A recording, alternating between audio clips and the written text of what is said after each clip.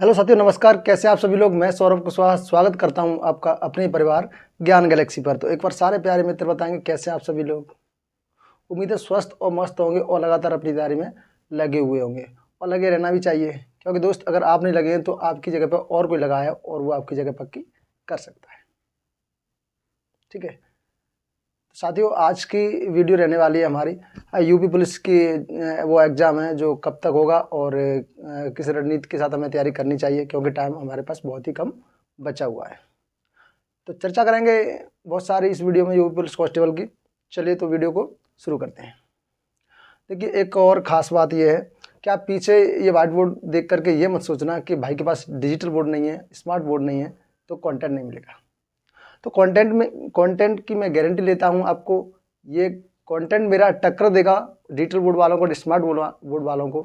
तो और अगर आप सब लोगों का सहयोग रहा और आपकी दुआओं से हमारे पास भी डिजिटल बोर्ड हो सकता है, अगर आप इसी प्रकार से आप अपना प्यार और सहयोग बनाए रखें।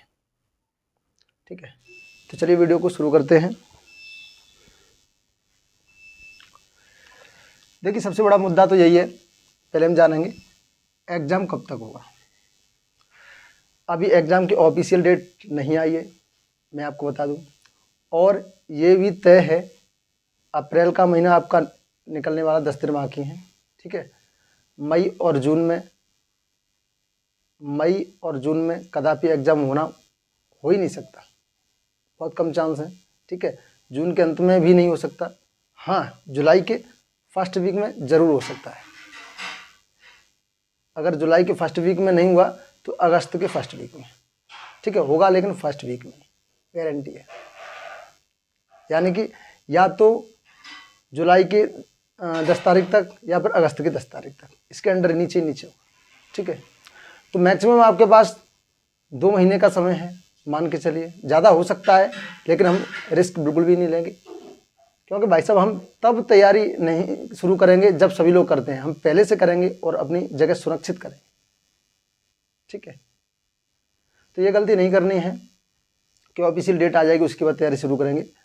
और मैं तो सोच रहा हूँ आप थोड़ी बहुत तैयारी कर भी रहे होंगे, 4-6 घंटा की पढ़ाई कर रहे होंगे, तो बहुत अच्छी बात है, क्योंकि आप उन सभी लोगों से आगे हैं जो डेट आने पर पढ़ाई शुरू करते हैं और दिखाते हैं लाइव क्लास में। देखिए, आपने देखा होगा जब पहला एग्ज़ाम हुआ था इससे पहले फरवरी में, तो उसके लिए लाइव क्लासेस चलती थी, उसमें 1-1 लाख स्टूडेंट लाइव आता था।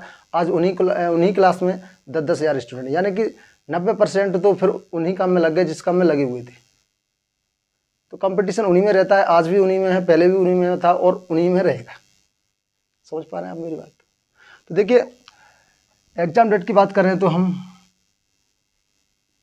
जुलाई या अगस्त, पहला प्रेफरेंस हम इसे देंगे जुलाई को, दूसरा अगस्त को। ठीक है, क्योंकि फिक्स हमें नहीं पता है, वो तो ऑफिशियल डेट आएगी तभी पता होगा। मैं एक अंदाज़ा बता देता हूँ आपको। ठीक है, अब मई जून में इसलिए नहीं हो सकता क्योंकि आपके अभी चुनाव चल रहे हैं। ठीक है, अब थोड़ा बहुत सिलेबस के बारे में जानते हैं। देखिए, सिलेबस आप सभी लोगों को पता होगा, हिंदी के 37 प्रश्न पूछे जाते हैं, यानी कि पूरी हिंदी साहित्य को भी शामिल करना होगा। ठीक है, पिछली बार जो एग्ज़ाम हुआ था उसमें ज़्यादा कठिन हिंदी नहीं थी, आसान थी। ठीक है, लगभग 30 से 32 क्वेश्चन आराम से कर पा रहे थे। तो इस बार थोड़ा सा डीपली और तैयारी करेंगे, और इस बार अंदाज़ा है मुझे तो थोड़ा डीप ही पूछेगा, तो और बेहतर करेंगे हिंदी को।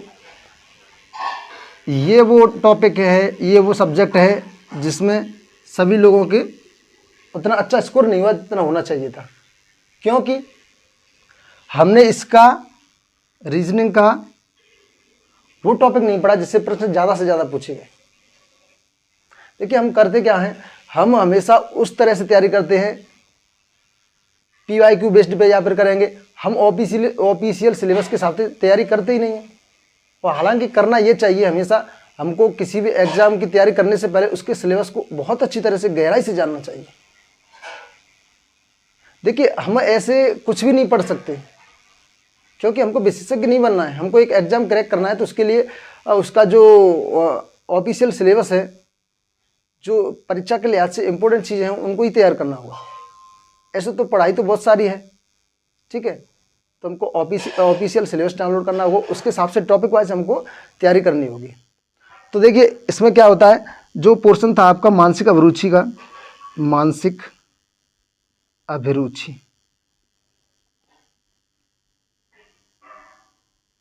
इससे आपके 15 क्वेश्चन थे। कितने? 15 क्वेश्चन।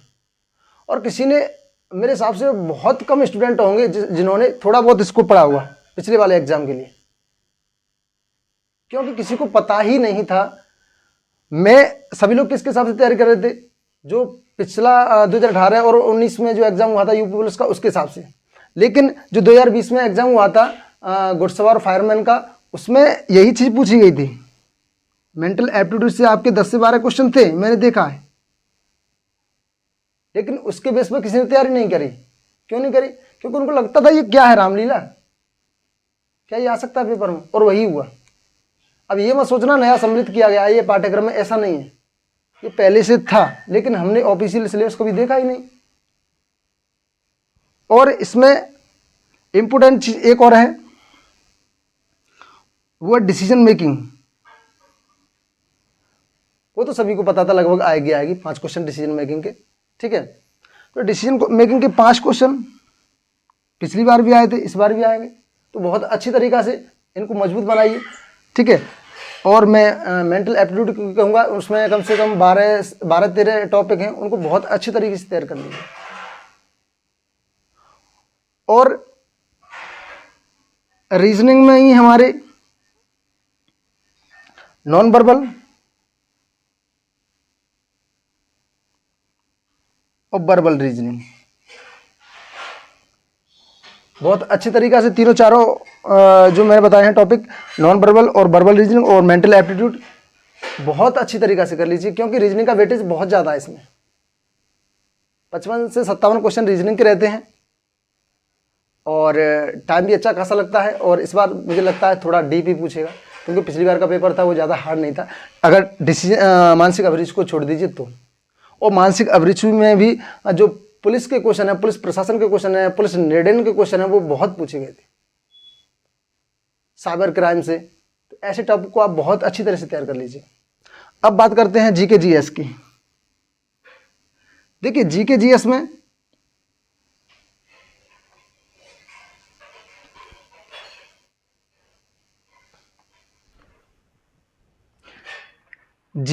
में हमने पिछली बार बहुत गहराई से पढ़ा था यूपी जीके को। किसको? यूपी जीके को। जीके जीएस में हमने यूपी जीके को पिछली बार बहुत गहराई से पढ़ा था। क्वेश्चन हमारे अधिकतम 2 से 3 क्वेश्चन पूछे गए थे। अब हम भाई साहब सोचेंगे क्यों इसमें इतना समय दें? भाई साहब ऐसा जरूरी नहीं है, पिछली बार 2 से 3 क्वेश्चन पूछे गए तो इस बार भी 2 से 3 पूछे जाएंगे। इस बार हो सकता है 5 से 6 क्वेश्चन पूछ लिए जाए। यूपी का एग्जाम है, मैंने देखा है यूपी का कोई भी एग्जाम हो, यूपी जीके का वेटेज रहता ही रहता है, और क्वेश्चन से थोड़ा ज़्यादा ही रहता है।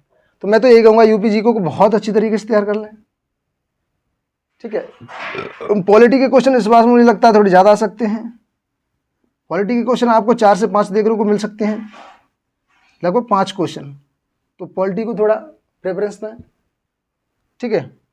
और यूपी जीके को तो आपको बहुत अच्छे से करना ही है। और अगर सब्जेक्ट वाइज आप जीएस को कवर नहीं कर रहे हैं तो स्टैटिक जीके को सम्मिलित कर लें, ठीक है। उसके बाद आप इम्पोर्टेंट टॉपिक की लिस्ट बनाइए प्रीवियस ईयर के आधार पर कि किस सब्जेक्ट से लगभग किस टॉपिक से प्रश्न पूछे जा सकते हैं। जैसे मैं बायोलॉजी से बात करूं तो जैसे विटामिन हैं, रोग हैं, स्रोत हैं उसके, तो इस तरह से आपको टॉपिक वाइज तैयारी करनी है यूपी जीके में, ठीक है। और मैथ के आपके 14 से 15 टॉपिक्स हैं। चैप्टर आपके 14-15 चैप्टर हैं, उनको बहुत अच्छी तरीक़ा से करना है। और इसमें मैं आपको ये जोड़ दूंगा DI, डाटा इंटरप्राइजेज, इसके 5 क्वेश्चन अलग से, इसको बहुत अच्छी तरीक़ा से करना है, बहुत अच्छी तरीक़ा से DI को। क्योंकि DI अगर आपको समझ में आ गई तो 5 प्रश्न आपके बनेंगे और 5 आप करके आएंगे। तो डीआई की थोड़ी प्रैक्टिस अलग से कर लेना बढ़ा के, ठीक है प्यारे मित्र। और प्रत्येक चैप्टर से एक क्वेश्चन इसमें से पूछा जाएगा, 14-15 क्वेश्चन ये हो जाएंगे और आपके 5 क्वेश्चन डीआई के। तो इस तरीका से आपको ऑफिशियली सिलेबस डाउनलोड करना है, उसके जो टॉपिक है उनको नोट करना है, उसके हिसाब से आपको तैयारी करनी है, ठीक है। आपको कुछ अलग करना होगा, सभी भीड़ कर रही है वही आप करोगे तो आप अलग से क्या करके आओगे? सिलेक्शन होने का होगा जो कुछ अलग से करेंगे, ठीक है। तो थोड़ा एक्स्ट्रा एफर्ट लगाना होगा आपको, कुछ अलग करके दिखाना होगा। अब देखिए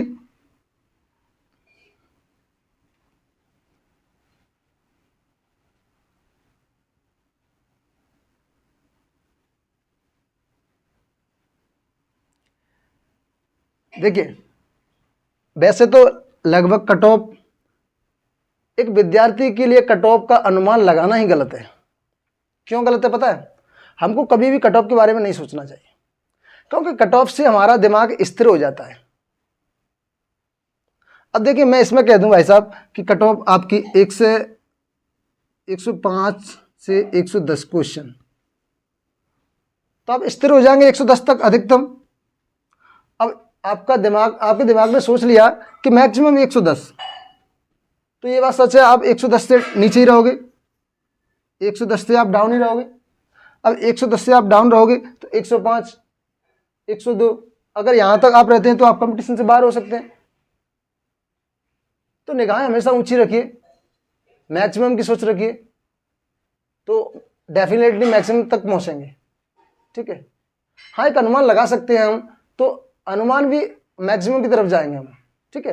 ये नहीं है कि 105, 110, हाँ मैं भी कह सकता हूं, आपको अच्छा लगेगा, लेकिन कंपटीशन के इस दौर में हमको मैक्सिमम लेके चलना है, ठीक है। अगर हमारी सोच मैक्सिमम तक रहेगी तो हम डेफिनेटली मैक्सिमम को अचीव कर पाएंगे।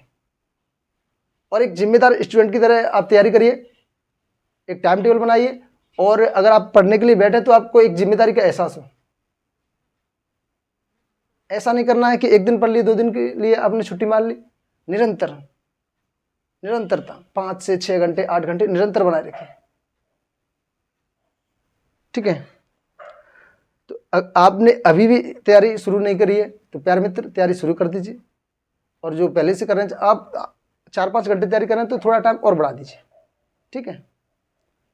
आशा करता हूं आपको वीडियो अच्छी लगी होगी। तो इन्हीं शब्दों के साथ मैं अपनी वाणी को विराम देता हूं। जय हिंद, जय भारत, वंदे मातरम। चले।